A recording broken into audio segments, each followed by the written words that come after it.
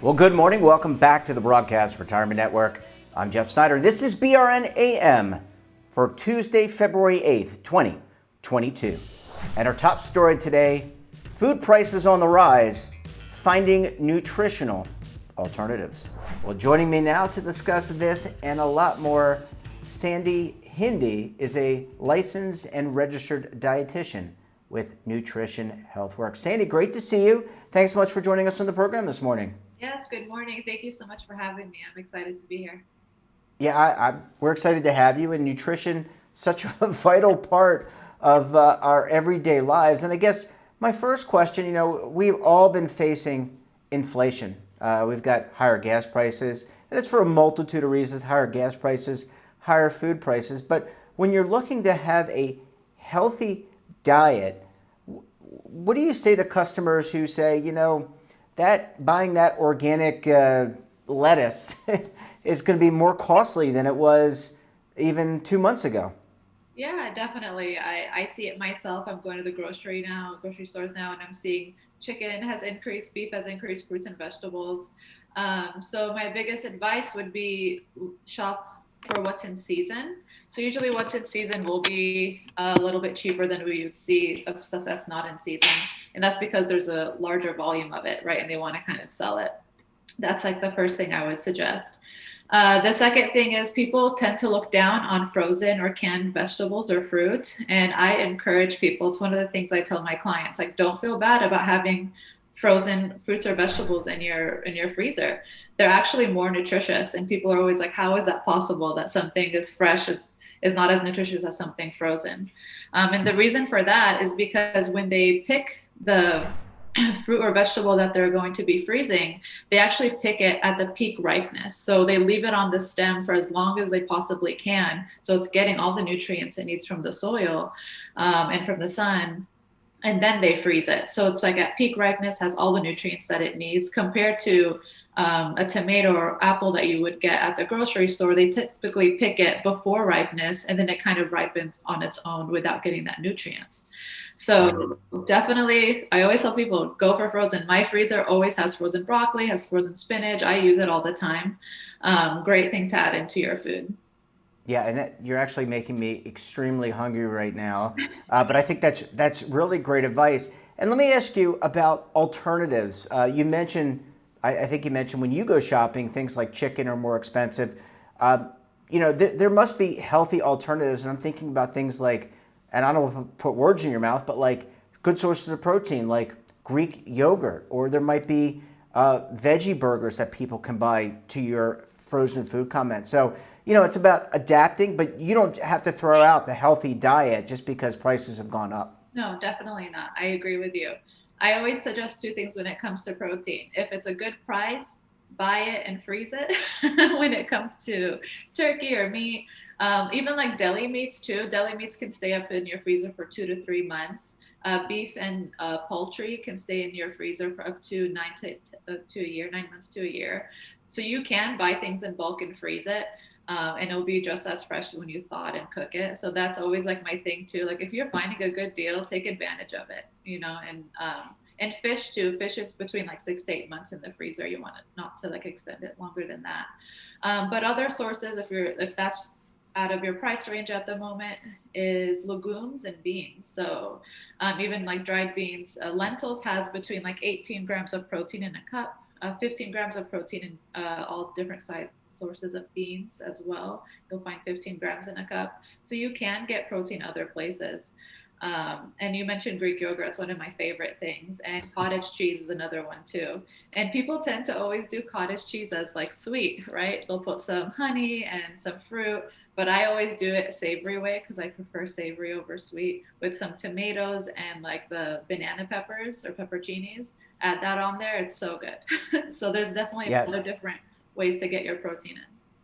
Yeah, absolutely. And I just want to go back to, you don't have to give up all the gains that you've made if you're on a diet or you're just trying to be healthier in 2022, or whatever your rationale is for going in a more healthy direction. You don't have to give that up for you and your family now.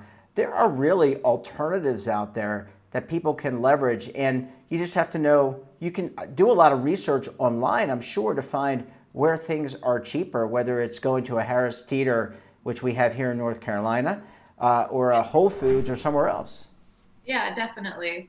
And it's not bad to use coupon books, right? So kind of looking for those deals and seeing what has a better price, shopping at different grocery stores. Aldi has great prices, we have that here, and you can definitely find it a little bit more cheaper than other places. Might not have as good variety, but you'll find great things there, and the products they have are great. So yeah, there's definitely just looking out, researching, and always getting the discounts from like being a member for that store, right? You'll see like all these things, buy one, get one free, buy one, get one 50% off. Like I kind of said with the poultry, getting it and freezing it. I do the same thing with my breads too. If it's a buy one, get one free toast, I'll do it. I'll buy one, get one free, put the other one in the freezer, and it lasts like for a couple months in the freezer. So definitely. Yeah, I love the coupon tip, and it takes me back to my grandparents and my parents, and I don't think a lot of people clip coupons, but you know what? When they actually had printed newspapers, they actually had coupons in the circulars, and I know that my parents and grandparents would do some clipping. Well, Sandy, I need to take a very quick break, and we come back, we'll talk about some of the red flags if you're dieting that you can pick up on the nutrition label. You're going to want to stay tuned right here on BRN AM.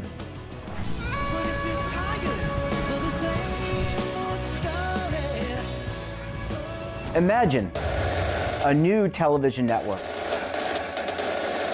that will make you richer, healthier, and in control of your financial future.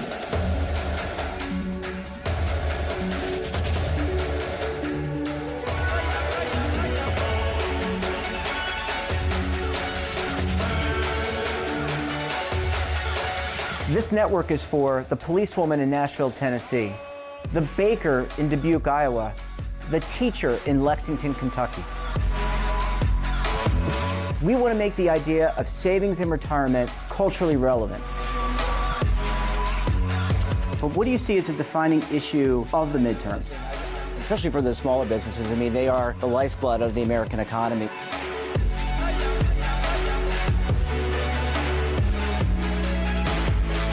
Featuring exclusive interviews, current affairs, and docuseries.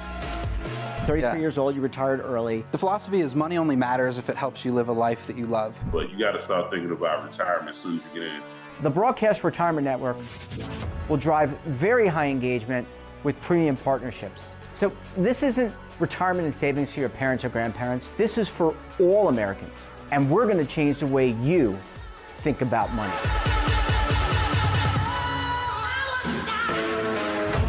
Welcome to the next frontier of retirement and savings. This is BRN, the Broadcast Retirement Network. Are you over 50? Would you like to get up to 33% more income in retirement? Then call now for this free book, Annuity Do's and Don'ts for Baby Boomers. This free book reveals little-known secrets about annuity strategies that will help you make the right choices before buying an annuity. Call right now for your free book, and as a bonus, we'll also throw in a free annuity rate report, both absolutely free for calling Annuity General today. Call 800-504-8194. Welcome back. We're talking this morning to Sandy Hindi. She is a licensed and registered dietitian with Nutrition Healthworks. Sandy, thanks so much for sticking with us this morning. Yeah, of course. Thank you. Yeah, all this talk about food has really gotten my stomach growling. And you know, when I'm really hungry, I can reach for everything, and it's all within my willpower to try to push away certain foods. But there may be people out there, 2022 is off to a start. We're already into February. And, people are on maybe cutting back or on a diet.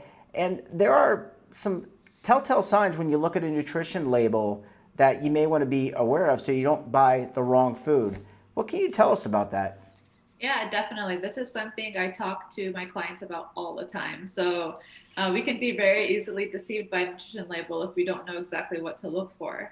And the most important thing I tell people to do is the first thing you look at is serving size when you first look at the nutrition label, because that's all the other numbers are really not gonna make much sense to you if you don't look at that. So for example, let's look at a bag of chips. I like salty food, so that's typically my favorite snack to go for. I can get a bag of Doritos and it will say that there's 5 servings in there. And then for each serving is 150 calories, right? So if I'm not looking at that, only one serving is 150 calories. So I'm thinking, oh, the whole bag is 150 calories. That's not bad. And what am I going to do? I'm going to eat all of it. So being just more mindful of that, looking at the serving size, understanding that the serving size is 12 chips, grabbing that bag, grabbing only the 12 chips, and then putting it away, right? And then making sure you're kind of sticking to it. That's definitely the first thing I would recommend people doing. And it tends to be something that's not looked upon very often. And then the other thing would definitely be saturated fats. We want to limit that. The higher the saturated fat, the more risk of cardiovascular disease in the future. Looking for something that says, if you look at the daily value percentage, anything less than 5% would be ideal.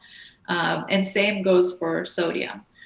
Sodium typically makes people feel bloated.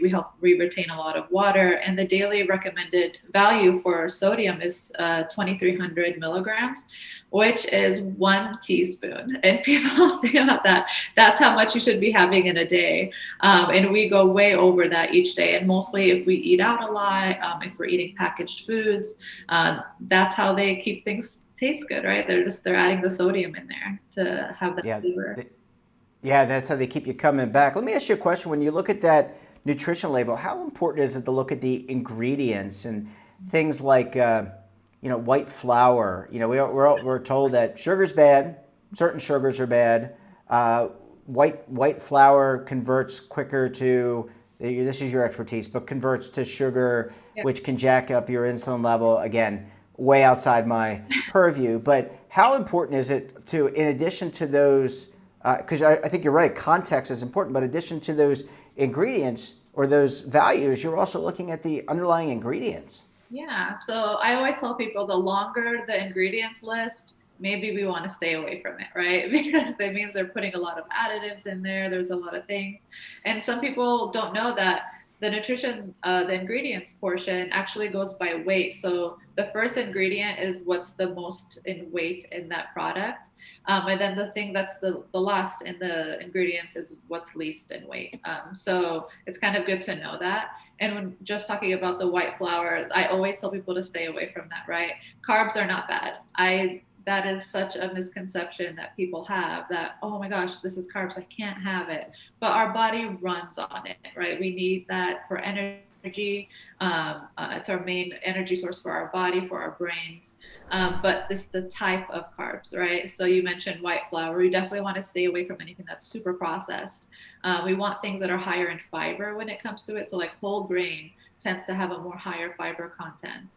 And fiber is good to lower cholesterol. It's definitely good for heart health, good for digestive health. So when we're looking at carbs, high fiber, low sugar is definitely something that we should be looking for.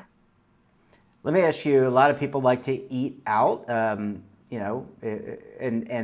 more and more restaurants are adding nutrition side by side with their menus, and I would think that's probably a really good thing. But are there things that you need to, you mentioned sodium, you mentioned the caloric, the character, the number of calories, but are there things people should watch out for before they order that General Tso's chicken? Yeah. I pick like the worst thing on the menu. It's so good. It's so good, Sandy. Yeah. So like once in a while, is it bad to eat out? No, and that's what I tell people all the time. And it's like making those swaps when you go out. So instead of getting something fried, like my clients love Chick-fil-A. That's like their favorite thing. Okay, what kind of chicken do you get? Do you get the fried or do you get the grilled? So if that's something that you constantly are going to, maybe just making those little swaps there. If you can get a whole grain bun instead of a white bun, that makes a difference too. But I don't think that we'll ever see sodium on menus, just because it is something that's highly used. When you go out to eat, I always tell people that do have high blood pressure, watch out when you're going out to eat, because sodium in food that is in restaurants is typically very high. Anything packaged, like I mentioned before, very high. I do feel like having the calories there is beneficial if people are just aware of how much calories they should be consuming. When they're looking at that number, they're thinking, oh, well, is that going to fit my calories for the day? Is that going to be too much? And some things that I tell my clients, like, okay, if you're going to have a big meal that day, maybe just remove like your snacks that you usually have, because like a snack can be up to like 200 to 300 calories sometimes, depending on what they're consuming. So I just say, like, take away your snacks and then like have fun during your dinner. You know, you're going out with family. It's a social thing. You want to go out, enjoy it, and I want you to enjoy it. But it should be a thoughtful process. If you are eating out more often, then maybe you shouldn't be getting the things that have a lot of fat in it, a lot of sodium, maybe getting more of the grilled salmon with the steamed vegetables, or sharing the fries, right? Not getting a full plate of fries for yourself, but having the fries for the table and sharing some and getting a little bit of the things that you enjoy. Yeah, I usually box out my wife when it comes to dessert. When they ask, do you want 2 spoons? I say, I just want 1. But you're absolutely right, Sandy. It's really important. Have fun. You can live in moderation, but, you know, just sometimes you have to rebalance some things. Sandy Hindi, pleasure chatting with you. Thanks so much for joining us. And like I said, I'm going to go run out to get something to eat. Appreciate you coming on the show. We look forward to having you back on the program again very soon. Yeah, I hope so. Thank you so much for having me. This was a blast. I appreciate it. That wraps up this episode of BRN AM. Have a topic of interest, someone you think we should talk to?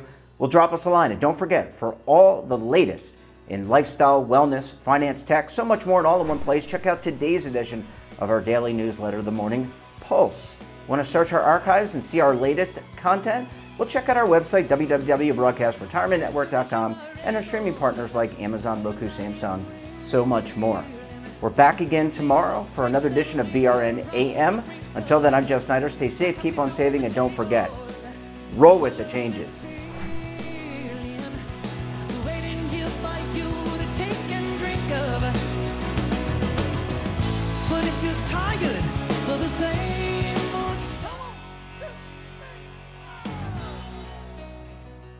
Now is your opportunity to co-create content around any topic on the first lifestyle and wellness network. Reach a global audience through our platform and co-own exclusive branded content. All of our programs are available on demand and also as audio-only podcasts, so you can take us on the go. Broadcast Retirement Network, available anytime, anywhere, and on any device.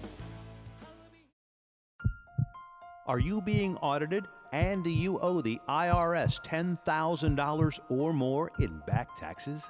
Is the IRS threatening to take more of your money? Don't fight the IRS alone. The Tax Doctor is here to help you negotiate your tax bill and reduce your stress. The IRS can freeze your assets and seize your bank accounts, but you can stop these IRS actions. The Tax Doctor will work with you using our years of experience to represent your case to help you get the best resolution under the IRS guidelines. Help is here to deal with the IRS to reduce your stress. We've handled thousands of cases, so we know what we're doing.